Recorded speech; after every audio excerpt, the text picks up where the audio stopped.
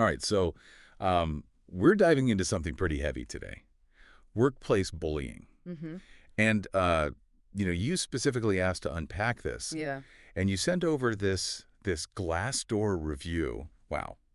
This isn't just like someone had a bad day at the office. It's This just is intense. Yeah. intense is a good word for it. This is a cry for help. Yeah, it goes way beyond, a bad day. Right. This person is describing like a toxic stew of behaviors. Yeah, and you flagged this review for a reason. The language here is it's just bullied to enjoy the office. Like that's That's a gut punch. it is. It really gets to me because it suggests that like this culture of fear and silence, it's so ingrained. It's like part of the workplace.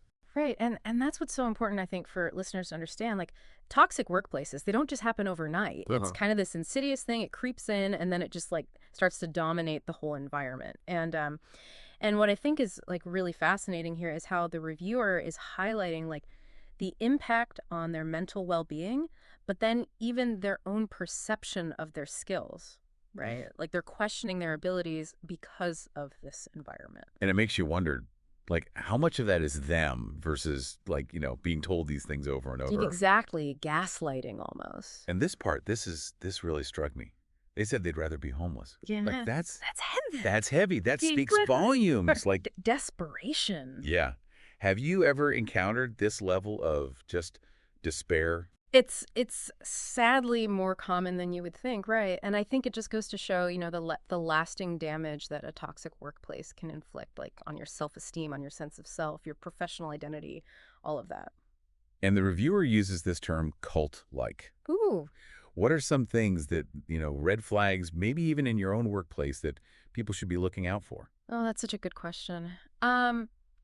I would say first and foremost, isolation, right? Like, are you being actively discouraged from, socializing with your colleagues outside of work, That's interesting. right? Or from questioning leadership? Like, Yeah. that's a huge red flag.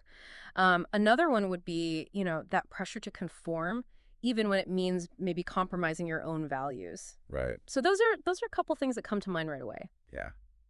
Now, they also mentioned this term, and I'll be honest, I had never heard this before.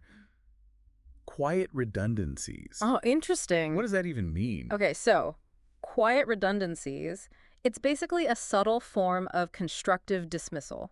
White. So imagine, an employer basically making your life so difficult you feel like you're forced to quit. Oh, wow. But it's all done, under this guise of, oh, there are performance issues or, we're restructuring. And it's a way for them to get rid of employees without having to deal with like the legal hassle of, an official firing. That's terrifying. It is. It really like makes you think twice about what might be happening beneath the surface at some of these companies. Right. Like you really don't know Right. what goes on behind closed doors. Exactly. And that's why I think this review is so valuable, right? Because it's a wake-up call for anyone who might be in a similar situation. 100%. They specifically mentioned the wider tech community being so supportive. Mm-hmm. And I think that's a good reminder that there are good people out there. What advice would you give to someone who maybe, based on what we're seeing here, feels trapped right now? Oh, gosh.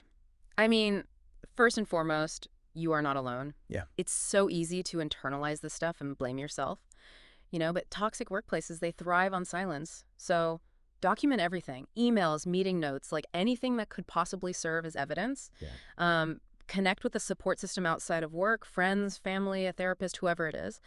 And don't be afraid to seek legal advice if you need to, or to report the harassment through the appropriate channels. Yeah, I think that's such an important point, having that support system, because it's so easy to get like sucked into this vortex.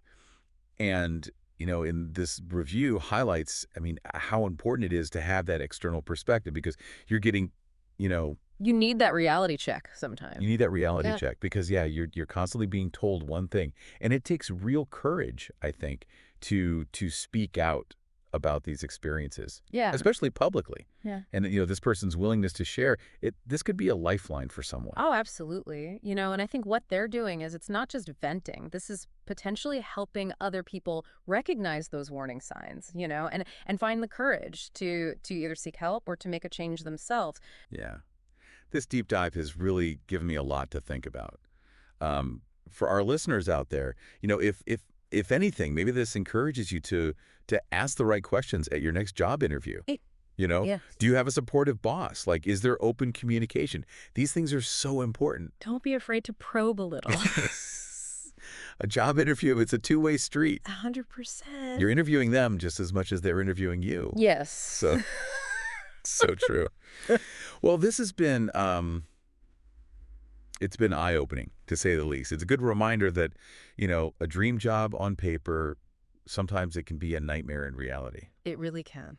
Well, thank you for taking this deep dive with me. My pleasure.